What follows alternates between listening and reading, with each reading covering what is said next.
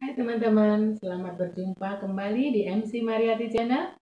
Channel ini adalah tempat saya berbagi. Saya ingin berbagi tentang pengetahuan saya, pengalaman saya, atau ilmu yang saya punya. Pokoknya saya ingin berbagi apapun untuk teman-teman semuanya. Dan kali ini saya akan berbagi tentang pengalaman saya sebagai praktisi public relation, PR, atau kehumasan. Saya menjabat selama 2 periode teman-teman, dan selama saya menjabat sebagai PR, saya happy banget. Saya merasa passion banget. Saya merasa ini gue banget. Dan saya senang, saya sangat menikmati pekerjaan itu, jabatan itu. Nah, kita mulai sekarang.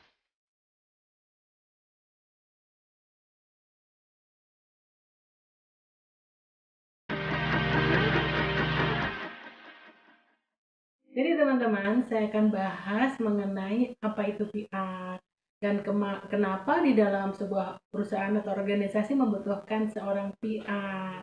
Apa aja pekerjaannya, apa yang dilakukan, programnya apa saja, itu yang penting ya. Nah, di dalam sebuah organisasi atau sebuah perusahaan, agar perusahaan itu tetap bertumbuh dan berkembang, maka kemampuan untuk membangun hubungan dengan pihak lain itu sangat penting. Harus bisa membangun hubungan dengan pihak eksternal maupun pihak internal, publik eksternal maupun publik internal itu adalah sangat penting. Dan siapa yang melakukan itu? Yang melakukan itu adalah PR. Jadi, public relation adalah sebuah jabatan yang kegiatannya adalah membina hubungan dengan pihak eksternal, pihak internal, yang tujuannya untuk membangun, mempertahankan, dan memperbaiki citra perusahaan. Itu public relation. Dan sekarang, kalau Anda sebagai public relation atau PR, Anda harus tahu persis peran strategis Anda sebagai PR itu apa.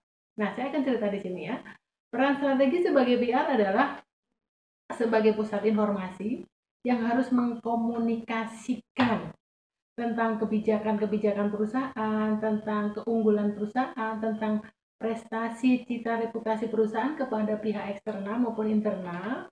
Dan dalam hal ini, citra apa yang mesti kita bangun adalah citra yang berhubungan dengan visi misi dari perusahaan. Nah, jadi seorang PR harus paham betul apa visi misi perusahaan, apa corporate value dari perusahaan Anda. Kenapa? Karena itu nanti di dalam membuat program kerja, PR harus menurunkan atau cascading, membreakdown dari visi misi perusahaan dalam bentuk program kerja. Nah, jadi teman-teman, tidak sekedar melakukan kegiatan saja, tetapi PR itu harus tahu dari puncaknya dari visi misi perusahaan sampai dengan nanti akan diturunkan di dalam bentuk program kerja. Nah, apa peran dan fungsi PR? Ya, peran dan fungsi PR ada 4. Yang pertama adalah PR sebagai komunikator. Nah, kita bahas PR sebagai komunikator. Itu PR bentuk komunikasi itu bisa bentuk komunikasi secara lisan, bentuk komunikasi secara tulisan. Maka seorang PR dia harus piawai berbicara di depan umum, berbicara di depan publik supaya bisa membangun citra perusahaan. Jadi tidak sekedar berbicara di depan umum, tapi bagaimana mengemas sebuah komunikasi secara langsung yang bisa secara elegan bisa meningkatkan citra perusahaan. Nah, itu PR ya. Nah, kemudian selain itu, PR juga harus piawai di dalam hal menulis. Karena PR nanti harus menulis, tidak membuat rilis, membuat apa namanya laporan-laporan secara tertulis. Nah, itu makanya PR harus bisa mengemas di dalam bentuk tulisan. Nah, itu PR. Lalu media komunikasinya apa? Macam-macam. Bisa media komunikasi secara langsung, kemudian bisa media melalui media massa, kemudian melalui media cetak, media elektronik, kemudian sekarang zamannya adalah media sosial. Nah, seorang PR harus bisa menguasai seluruh media itu. Teman-teman tidak boleh gaptek ya. Zaman sekarang PR harus bisa menguasai media sosial. Karena itu adalah media yang paling keren, yang paling sangat bagus untuk program kerja PR saat sekarang ini. Nah, jadi ingat bahwa PR sebagai komunikator. Yang kedua, PR sebagai pembangun hubungan. membina hubungan dengan berbagai pihak. Lah, dengan siapa PR harus membina hubungan? Yang pertama adalah dengan media. Ya, PR harus menjalin hubungan baik dengan media. Itu penting teman-teman. Itu penting banget. Jadi kita harus punya hubungan baik dengan mereka karena nanti kita sangat banyak bekerja sama dengan mereka. Tapi satu hal penting yang harus saya ingatkan bahwa paradigma lama mengatakan bahwa PR itu pekerjaannya hanya media relation, kemudian membuat clipping, protokoler, itu saja. Bukan, itu hanya sebagian. Itu hanya salah satu dari tanggung jawab PR, ya. Media relation, membangun hubungan dengan media. Itu penting banget ya. Nah, ada banyak cara nanti bagaimana membangun hubungan dengan media. Kemudian yang berikutnya adalah harus membangun hubungan dengan government. PR harus menjalin hubungan baik dengan pemerintah. Manfaatnya banyak sekali. Ya, kita bisa mensupport program pemerintah, kita bisa mendapat kemudahan banyak sekali kalau kita mempunyai hubungan baik dengan pemerintah. Nah, kemudian PR harus membangun hubungan baik dengan masyarakat, dengan community. Nah, tujuannya juga baik. Walaupun itu nanti program kerja yang berhubungan dengan community relation itu lebih banyak ke CSR, tapi nggak apa-apa, kita memang masuk di dalamnya. Nanti ada bagian lain yang mengerjakan, tapi itu masih satu bagian dengan kehumasan atau public relation. Bisa jadi orang lain yang melakukan, kita yang mempublikasikan. Itu program kerja yang berhubungan dengan community relation. Kemudian relation yang lain adalah eh, dengan corporate relation. Karena kita juga harus menjalin kerjasama dengan berbagai perusahaan, baik swasta, pemerintah. Kita harus membangun kerjasama dengan mereka dan tentu itu ada kepentingannya dengan corporate kita. Nah, jadi banyak sekali kan. Nah, selain itu PR juga membangun hubungan dengan dunia pendidikan. Itu tadi semuanya secara eksternal dan satu yang penting lagi adalah PR membangun hubungan dengan customer kita. Customer relation management itu penting. Nah, walaupun nanti kalau perusahaan besar ada bagian sendiri customer relation management ya, tetapi itu juga sebuah bagian dari public relation juga sih, walaupun nanti dibagi-bagi pekerjaannya kalau saking banyaknya yang harus dilakukan oleh PR. Nah, kemudian dengan pihak internal, PR mesti membangun hubungan dengan internal relation, yaitu dengan para karyawan, kemudian keluarga karyawan, para pihak manajemen, para komisaris, para pemegang saham, kita harus melakukan semuanya itu. Nah, kalau kita kelompokkan tadi external relation dan internal relation, tujuan dari membangun hubungan dengan pihak eksternal adalah corporate image. Tetapi kalau tujuan membangun hubungan dengan pihak internal adalah corporate culture. Nah, jadi luas sekali kan? Pekerjaan PR itu luas sekali. Nggak ada habis-habisnya. Semakin kreatif, semakin banyak yang dikerjakan. Nah, sekarang yang ketiga. Yang ketiga, peran dan fungsi PR adalah sebagai backup dari manajemen. Iya teman-teman, jadi PR adalah membantu, mendukung, membackup corporate kita supaya lebih cepat menjalankan program-program kerjanya. Nah, itu pekerjaan PR membackup manajemen.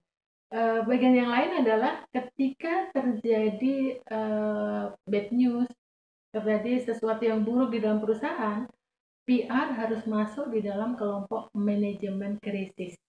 Nah, ada yang namanya tim manajemen krisis. Tim manajemen krisis itu dibangun, tujuannya adalah ketika terjadi sesuatu yang buruk di dalam perusahaan, ini langsung bekerja. Tapi kalau tidak ada sesuatu yang buruk, tim manajemen krisis ini tidak aktif. Tapi begitu ada masalah langsung aktif, langsung menanganinya. Dan tim ini terdiri dari para pimpinan, para manajerial, kemudian Pak security juga masuk di dalamnya, kemudian PR ada di dalamnya. PR harus tahu. Kenapa? Penting banget karena di dalam manajemen krisis nanti PR akan menjadi corongnya perusahaan, menjadi siapa yang harus menyampaikan informasi keluar. Harus satu pintu. Maka di dalam bidang apapun PR harus tahu banyak. Makanya dalam rapat-rapat pimpinan, PR pasti diundang. Karena apa? Karena nanti harus mengkomunikasikan apa yang perlu dikomunikasikan pada pihak eksternal. Nah, itu tadi kegiatan PR teman-teman, jadi banyak sekali. Nah, yang keempat adalah PR mempunyai peran atau fungsi pencitraan. Nah, di dalam hal ini, PR harus bagaimana membuat produk-produk supaya produk-produk itu bisa dipublikasikan kepada pihak eksternal. Kita harus membuat produk-produk. Apa yang terjadi? Event-event di perusahaan itu apa? Maka setelah ada event-event, bagaimana kita mengemas sebuah event ini untuk menjadi sebuah berita atau publikasi yang sangat menarik. Nah, itu tadi ya. Maka PR harus punya kemampuan untuk mengemas sebuah produk, sebuah berita, sebuah event untuk dipublikasikan keluar. Nah, itu tujuan dari pencitraan, kegiatannya seperti itu. Dan tentu saja di dalam hal ini PR akan bekerja sama dengan semua pihak di dalam perusahaan.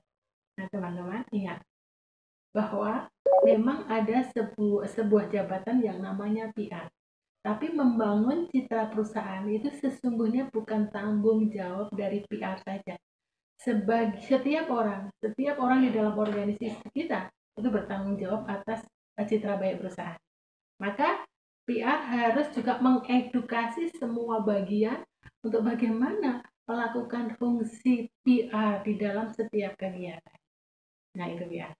Nah, jadi teman-teman, ternyata begitu banyak dan begitu luasnya pekerjaan atau jabatan atau skop dari PR kita.